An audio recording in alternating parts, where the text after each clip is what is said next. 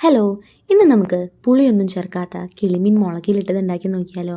അപ്പോൾ അതിന് വളരെ കുറച്ച് ഇൻഗ്രീഡിയൻസ് മാത്രമേ ആവശ്യമുള്ളൂ. അതിനായിട്ട് കുറച്ച് കൊച്ചുള്ളി, കുറച്ച് ചീനമുളക്, കുറച്ച് വേപ്പില, ഒരു 1/4 കിലോയിൽ അല്പം കൂടുതലായിട്ട് കിളിമീനും എടുത്തിട്ടുണ്ട്. ഇനി നമുക്ക് ആദ്യം തന്നെ ഇതിലേക്ക് വേണ്ടിയിട്ടുള്ള അരപ്പ് ഉണ്ടാക്കാം. ആദ്യം ഒരു മിക്സർ ജാറിലേക്ക് നമ്മൾ എടുത്തു വെച്ചിരിക്കുന്ന കൊച്ചുള്ളിയുടെ 1/4 ഭാഗത്തോളം മാത്രം നമ്മളിതിലേക്ക് ആഡ് ചെയ്യാം. അതിനുശേഷം ഒരു 1-1.25 ടീസ്പൂണ് മുളക് പൊടി, അതൊക്കെ ഓരോരുത്തരുടെ എരിവിൻ്റെ ഇഷ്ടത്തിന് ആഡ് ചെയ്യാം. ഞാനിവിടെ 1.25 ടീസ്പൂണാണ് എടുത്തിരിക്കുന്നത്. അതിനുശേഷം ഒരു നുള്ളു മഞ്ഞൾപ്പൊടി കൂടിപ്പോകാൻ പാടില്ല. അതിനുശേഷം ഒരു 1/4 ടീസ്പൂൺ ഉപ്പും കൂടി ആഡ് ചെയ്തിട്ടുണ്ട്. ആവശ്യത്തിന് വെള്ളം ഒഴിച്ച് നമുക്കിതൊന്ന് അരച്ചെടുക്കാം. ശ്രദ്ധിക്കണം, ഉള്ളി അധികം അരഞ്ഞു പോകാൻ പാടില്ല.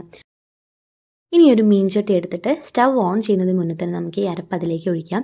അതിലേക്ക് ആവശ്യത്തിന് മാത്രം വെള്ളം ഒഴിക്കുക. കാരണം ഇതൊരു ഒഴിച്ചുകറിയല്ല, നമ്മളൊരു സൈഡ് കറി ആയിട്ടാണ് ഉണ്ടാക്കുന്നത്.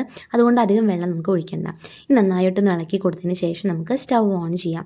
സ്റ്റവ് ഓൺ ചെയ്തതിന് ശേഷം നമുക്കിതൊന്ന് അടച്ചു വെച്ചിട്ട് തിളപ്പിക്കാം. ഇനി അരപ്പ് തിളയ്ക്കുന്ന സമയം കൊണ്ട് നമുക്ക് മാറ്റി വെച്ചിരിക്കുന്ന കൊച്ചുള്ളി ഒന്ന് ഇതുപോലെ ചതച്ചെടുക്കാം.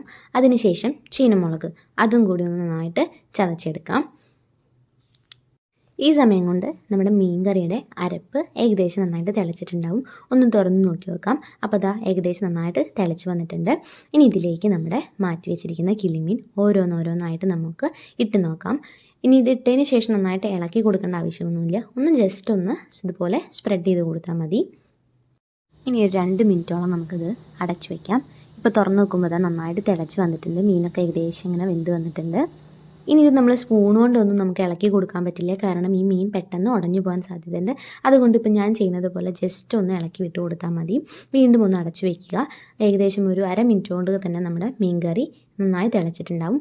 ഇനി നമുക്കൊന്നും കൂടി അതൊന്ന് ഇതുപോലെ ഒന്ന് ചുഴറ്റി കൊടുക്കാം. ഇപ്പം നമ്മുടെ മീനൊക്കെ നന്നായി വെന്തിട്ടുണ്ട്. ഇനി നമ്മുടെ സ്പൂണ് കൊണ്ട് മെല്ലെ അത് മീൻ വറുക്കുന്നത് പോലെ തന്നെ നമുക്കൊന്ന് മറച്ചിട്ട് കൊടുക്കാം. ഇനി ഒരു 1/2 മിനിറ്റ് അടച്ചു വെച്ചതിന് ശേഷം നമുക്ക് തുറന്ന് നോക്കാം.